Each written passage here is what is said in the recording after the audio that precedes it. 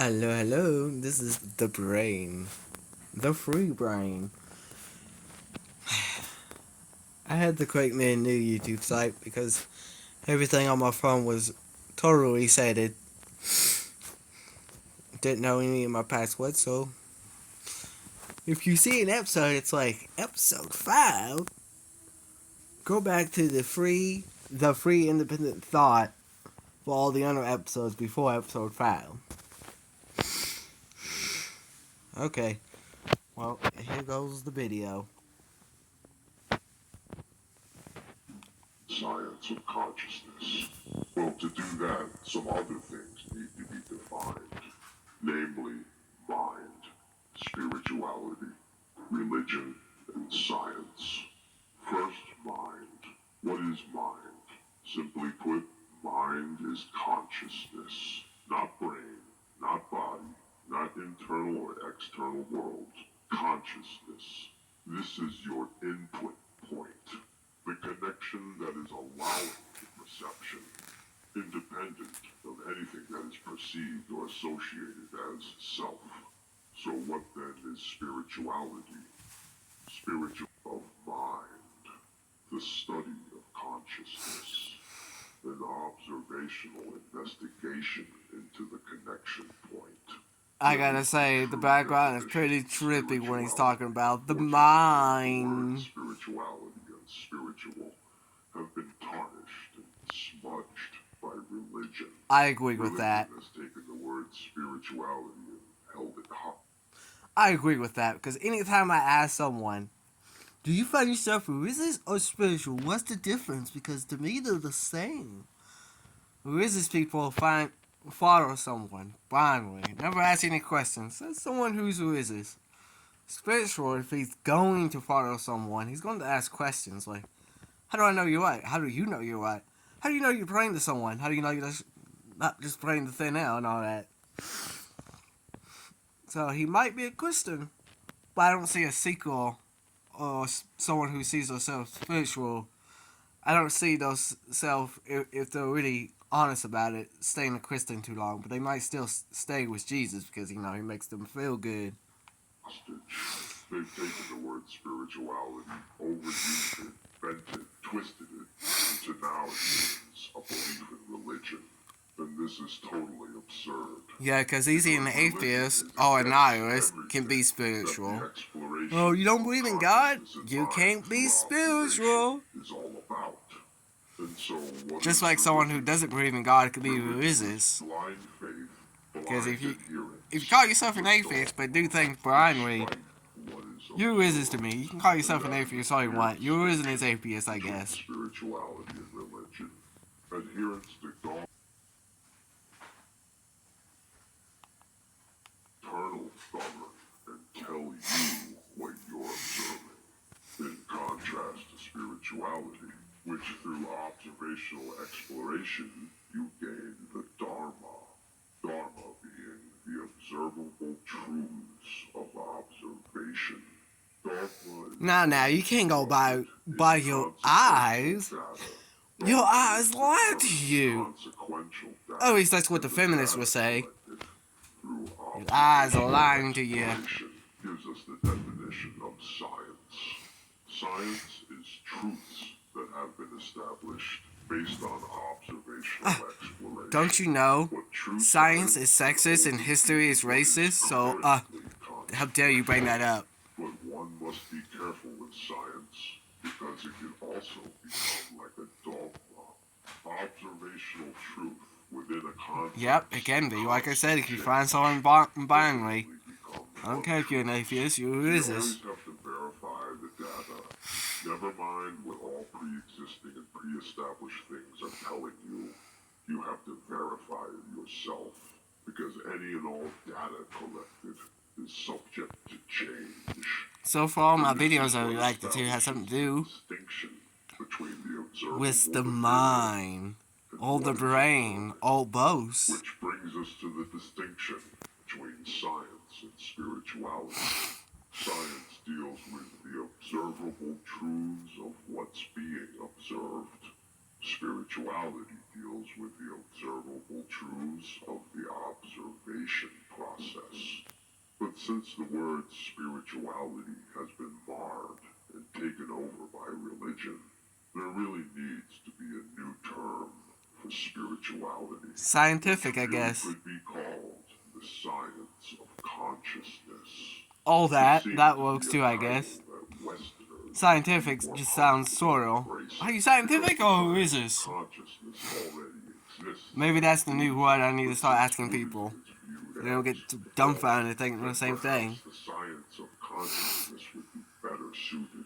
The only other thing that we've had close to it in the West is what is called New Age. Problem with New Age is it doesn't know what it wants to be, doesn't even have a true identifiable form. This is There true. That no is true. such Everything's thing true. Easy to things as that New Age contradict what I just said is true. They're all organized, they each have their holy book, they all have certain rituals and practices that they fulfill, but there is no New Age religion that you can point to that encompasses such things. All of these things that have been listed as facets of the New Age religion, clairvoyance, ESP, ghosts, mediums, fortune tellers, astrology, crystals, alternative healers, astral travel, all of these things are New Age conceptions. New Individual Age. forms New of Age, perhaps quote. New Age thinking, but you cannot heap them all together and then call that a New Age religion. All of these things and many others are not unified. A lot of them are incongruent, they don't gel. In some cases, they just flat out disagree with one another. But we really don't need Maybe the New Age. Maybe the New Age is trying to find that one theory. Buddhism. That one theory, it connects them all. The New Age It is science math. spirituality itself. It's like the scientists who's trying to find that one theory. Consciousness It, itself. it explains it all. Say that Like one them, cannot but with become spirituality. a religious Buddhist. One can, but religious Buddhists are not real Buddhists. Buddhism Completely is agree. the science of consciousness, truth that is established by current Well, observation. Let me rephrase that. I do agree, but not completely agree. Because then that implies an atheist can't be an atheist if he's a resist. Changing truths through totally unbiased observation. Faith has got nothing to do with it. Even in Buddhism, if you blindly adhere to observational truths without observing for yourself, you are falling prey again to dogma. No, Buddhist teachings not are the prey. tools to aid an unbiased observer in their exploration of constant change. The tools are there. The only thing it doesn't change is change itself. Adhere to. Take responsibility for this piece of consciousness that is in your control. Hey, and if change explore changes, nothing and changes. actually use the tools that will aid you in this quest. It's not enough to just recognize. So did something that those change, or did tools it all exist. stay the You same? have to actually utilize them. So Buddhism has no place for religion.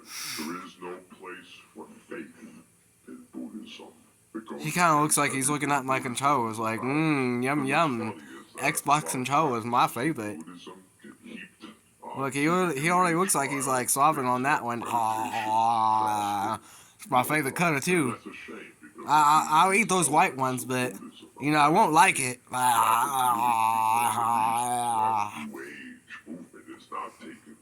It's like someone eating chicken soup. He'll eat it, but he won't like it. Which is why, like I said, we already have Buddhism. But if you need a Western version, then it needs to be unified under one common theme. Once unified under a common theme, all the little individual expressions of New Age thinking will fall into place. If the New Age movement were to unite for the pursuit of current truths established through observation and exploration of both observing and observed, then it would have some substance. And if it's going to have any legitimacy as something enlightened, wise, or elevated consciousness, in tune with something higher, tapped into the unknown, then it has to be built on I'm afraid of that foundation because it's the of unknown. detachment from desire.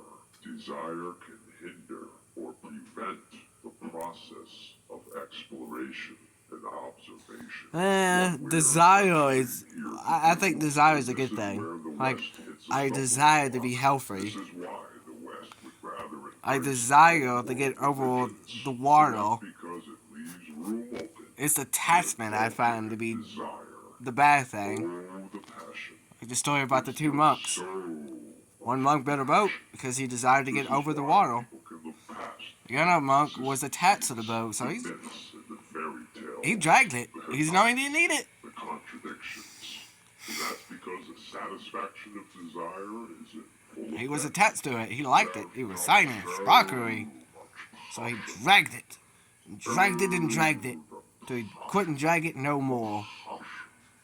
And to lend some credibility to it, they throw a little morals and virtues into the mix. Being selfless, being giving. But these things are also motivated by desire. Do good and you're going to be rewarded, or go to heaven. This is desire.